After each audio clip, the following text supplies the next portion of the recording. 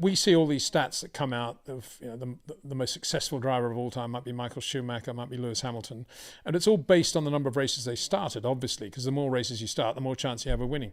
But if you average it out based on the number of starts you have and how many race wins you've had on those starts, look at the stats. Fangio, 47%. He won 47% of the races he started, but that includes taking over a teammate's car if his had a problem. Jim Clark, 34.7, but he didn't race in an era where you could jump into another car. He did that once in the non-championship Mexican Grand Prix with Trevor Taylor, but it wasn't a championship race anyway. So Jimmy never scored a win by driving somebody else's car, whereas Fangio did. So Jim Clark, 34.7.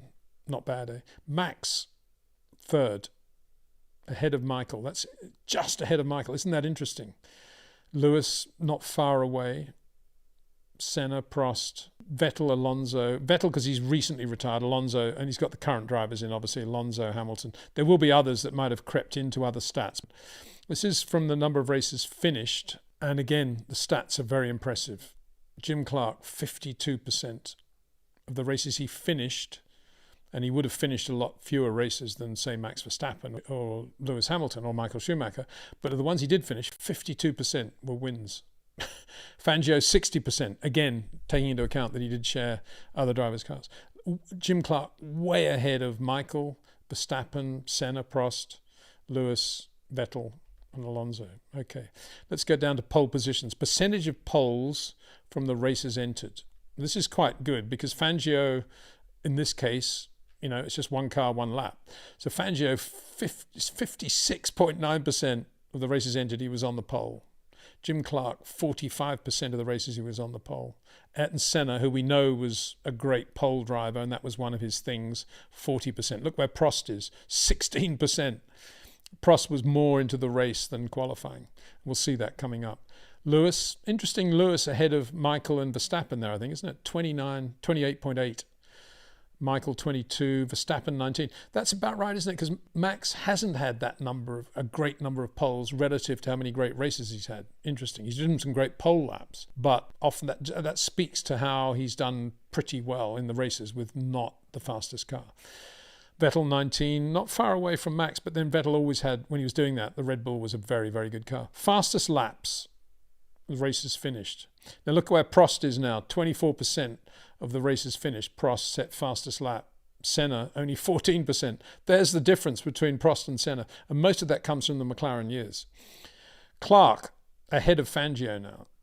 So not only was Clark very good on poles, but look at his fastest lap. Percentage of 58% of the races he finished, he set fastest race lap. And it wasn't in those days like going in and putting on a new set of tyres 3 laps from the end. These were tyres sometimes that had done 4 Grand Prix. In Jim Clark's case, he made the tyres last longer than any other driver. 58%, over 58% of the races he finished, Jim Clark set fastest lap. Michael Schumacher, 27, ahead of Prost, Hamilton, Verstappen, but long way behind Jim Clark and Fangio. Prost, pretty near there, right up in the mix now, because he was very, very good racing driver, Alan Prost. Lewis ahead of Max there, just interesting. Senna behind them both, Vettel, Alonso. Now, this is the percentage of laps led in races finished. Clark led almost 50% of the laps in the races he finished. And that puts him at the top of the table, ahead of Fangio, even though Fangio had the assistance of driving another car. Senna, 36.3, Prost, 25. Interesting. So that means Senna, a lot of poles, probably led early on and then faded towards the end of the race with Prost coming on strong. Michael, 30.4. Impressive from Michael Schumacher there, I think. Verstappen, 30.1. Lewis, a little bit behind them. So that's a good one. Now, Grand Slams, pole position, leading every lap of the race, setting fastest lap. Jim Clark did that 16.7% of the time. Of the races finished, he was on a Grand Slam. Again, different times, but showing how good I think he was in the way he managed his tyres in modern parlance. Everybody else in single figures. Jim Clark way ahead of everybody there in terms of domination in an era when it was very competitive. The Ferraris were quick. They won championships in Jim Clark's era. So did BRM. So did Brabham. Amazing. Average points per finish. If we're using the 9-6-4-3-2-1 point scoring system, Interesting to see how many points was the average point scoring per finish if you take mechanical failures out of it. And don't forget, racing was a lot less reliable in the 50s and 60s. So Fangio, if you take the mechanical out of it, Fangio very, very good in terms of scoring points per race. 7 points, so just over 7 points per race was his average. Jim Clark, just over 5 points, or nearly 6 points per race. In other words, basically first or second in the case of Fangio and Clark. And then we get down to Prost, very good finishing record. This is with the 9, 6, 4, 3, 2, 1 point scoring system. Then Max did very well. Look at Max right up there, ahead of Lewis, ahead of Senna, ahead of Michael.